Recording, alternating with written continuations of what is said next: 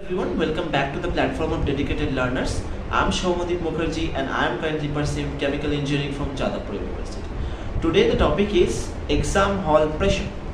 ये आपने बहुत बार सुना होगा, अपने बचपन से सुना होगा कि एग्जाम हॉल प्रेशर.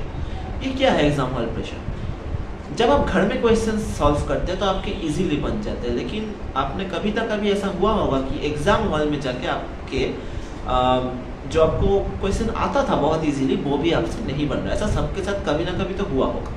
तो यही है वो एग्जाम हॉल प्रेशर, जहाँ पे आपको टाइम बाउंड मैनर में आपको क्वेश्चन सॉल्व करना पड़ता है. और यही exam hall pressure competitive examination में 2 गुना या 4 गुना हो जाता है. ऐसा क्यों होता है? क्योंकि कॉम्पिटिटिव एग्जामिनेशंस में आपको पता है कि यहाँ पे आपके पास नेगेटिव मार्किंग है.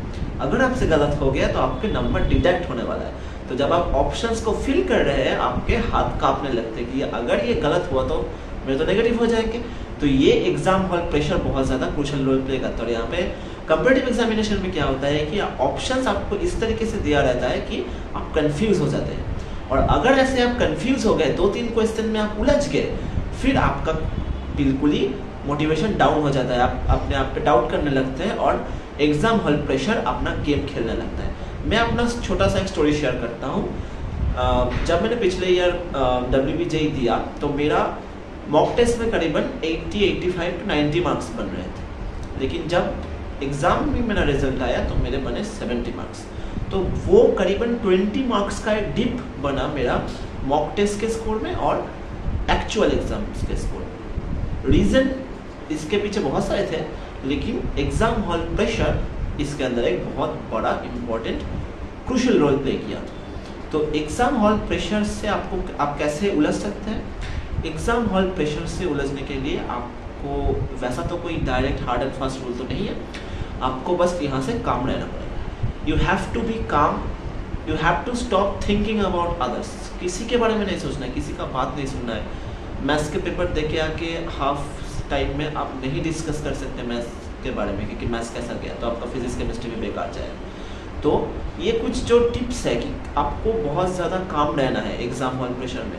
कॉम्पिटिटिव एग्जामिनेशन में आपको हर क्वेश्चन सॉल्व करना नहीं पड़ता, आपको क्वेश्चन छोड़ना पड़ता है. तो अगर आपसे 7, 8, 9 क्वेश्चन लगातार नहीं बन रहे हैं WBJEE में, स्पेसिफिकली WBJEE में बहुत ज़्यादा क्वेश्चन होते हैं, तो आपके पास वो लग्जरी होता है कि आप क्वेश्चन छोड़ सकें. इसलिए आपको काम रहना पड़ेगा और वो अपने दिमाग में रखना पड़ेगा कि हाँ, ऐसा हो सकता है कि मुझसे 6-7 क्वेश्चन नहीं बनेंगे, लेकिन देयर विल बी क्वेश्चन जो मुझसे बनेंगे. तो क्वेश्चन सिलेक्ट करना बहुत ज़्यादा इम्पॉर्टेंट बन जाएगा. तो यही पॉइंट है कि एग्ज़ाम हॉल प्रेशर से आप एग्ज़ाम हॉल प्रेशर के बारे में आपको थोड़ा सा अवेयर रहना पड़ेगा, वरना ये आपके स्कोर को बहुत ज़्यादा इफेक्ट कर सकते हैं. आपके मेरे में जैसा आया था कि 20 मार्क्स का डिप आया था, तो आपके केस में भी वैसा हो सकता है और मैं नहीं चाहता कि आपके केस में वैसा हो.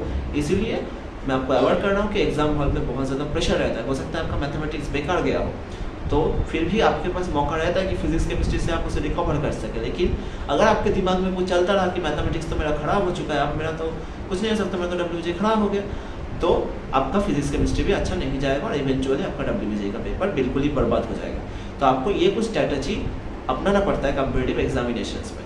तो ये हमेशा ध्यान रखिए कि एग्जाम हॉल प्रेशर अपना गेम खेलेगा. मॉक टेस्ट से आपका 5, 6, 10 नंबर कम होंगे, लेकिन इससे आप फाइट कर सकते हैं अपने मेंटल स्टेबिलिटी को काम रख के. जितना ज़्यादा आप काम रहेंगे, कंपोज रहेंगे, उतना आपका नंबर अच्छा बनने के चांसेस है. तो ये कुछ टिप्स जो मैं आपके साथ शेयर करना चाहता हूँ मेरे खुद के एक्सपीरियंस से. हो सकता है शायद आपको काम में लगे. So keep learning. All the very best.